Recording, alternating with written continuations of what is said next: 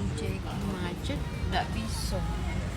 Iya kak, kalau misalnya BI checking macet tuh memang nggak bisa, makanya kita mesti jago baik-baik. Kalau kita ada angsuran ada cicilan jangan sampai telat.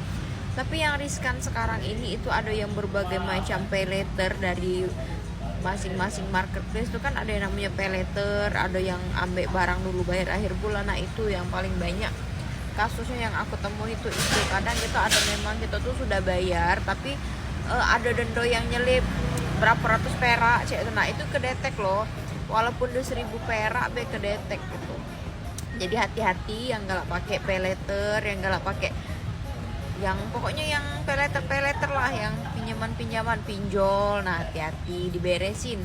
Kalau tidak tahu cara beresin itu kakak datang ke OJK bawa surat lunas kayak itu. Nah misalnya kakak tuh ngembek di mana bawa surat lunas ke OJK minta dihapuskan datanya ya. Oke, kakak nak mobil apa komen di bawah.